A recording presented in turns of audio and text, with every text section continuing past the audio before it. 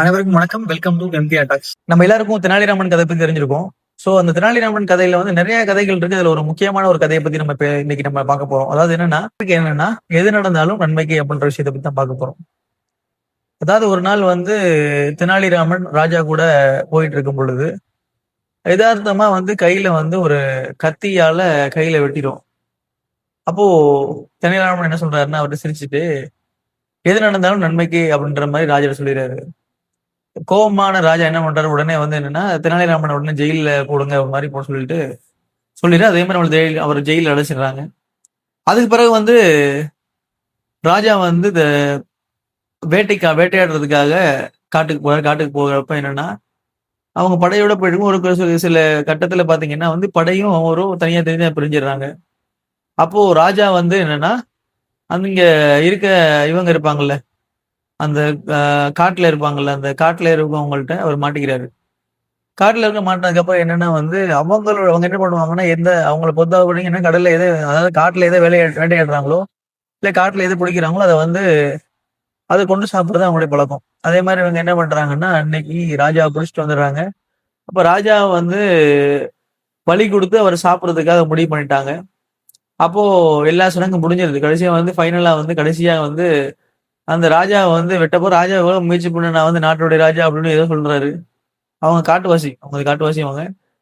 So வெட்டுறதுக்கு முயற்சி பண்ணும் பொழுது என்னன்னா வந்து இவர் கையெடுத்து கும்பிட்டு எப்படியாவது என்னை விட்டுருங்க அப்படி மாதிரி சொல்லும் பொழுது கையை பார்த்தோன்னா கையில ஒரு கோடு போட்டிருந்தது.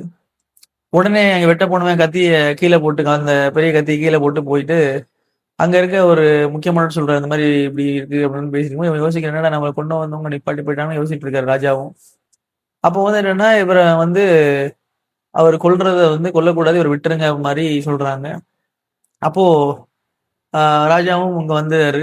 அப்போ வந்து வரும் வழியில வந்து என்ன யோசிக்கிறாருன்னா நம்ம தெனாலிராமன் வந்து அன்னைக்கு சொன்னது உண்மையிலே இங்க கரெக்டா போச்சு, எது நடந்தாலும் நன்மைக்கே அப்படின்ற மாதிரி அவர் சொன்னாரு. இன்னைக்கு அது உண்மையாயிடுச்சு அப்படின்னு சொன்னாரு. அப்போ போய் வந்து ராஜா சிறையில போயிட்டு அவர் தெனாலிராமன் விடுவிச்சுட்டு உள்ள கொஞ்சம் விடுவிக்க சொல்றாரு. விடுவிச்சதுக்கு அப்புறம் அவர் ராஜாவும் அவர் மீட் பண்றாங்க.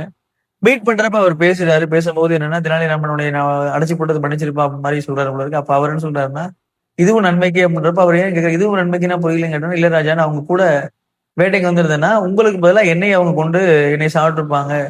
சோ அதனால எது நடந்தாலும் நன்மைக்கு அந்த மாதிரி சொல்றாங்க. இதுல இருந்து நான் சொல்ல வர விஷயம் என்னன்னா, உங்களுடைய வாழ்க்கையில வந்து நிறைய விஷயங்கள் நடக்கும். நல்லது நடக்கும், கெட்டது நடக்கும், எல்லாமே நடந்துட்டு இருக்கும். அப்படி நடக்கிறப்ப என்னன்னா எது நடந்தாலும், நல்லது நடந்தாலும் சரி, கெட்டது நடந்தாலும் சரி, அதை வந்து நடப்பதெல்லாம் நன்மைக்கே அப்படின்ற மாதிரி நினைச்சு நீங்க வந்து வாழ ஆரம்பிச்சிட்டீங்கன்னா எல்லாமே உங்களுக்கு நல்லபடியா முடியும்.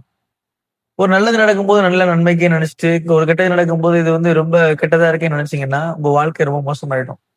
ஸோ அதனால எது நடந்தாலும் அதை எப்படி பாசிட்டிவ் ஆக முடியும், எதை நம்ம வந்து நமக்கு ஏத்த மாதிரி அதை மாத்தி நம்ம வந்து அதுக்கேற்ற மாதிரி நம்ம போகும் பொழுது நம்ம வாழ்க்கை பிரகாசமாக இருக்கும். அதனால வந்து உங்க வாழ்க்கையில எது நடந்தாலும் எல்லாரும் அதை வந்து நன்மைக்கு அப்படின்ற மாதிரி நினைச்சுக்கோங்க. இந்த வீடியோ பாக்குற எல்லாருமே இந்த வீடியோவை உங்களுக்கு தெரிஞ்ச ஃப்ரெண்ட்ஸ் எல்லாரும் ஷேர் பண்ணுங்க.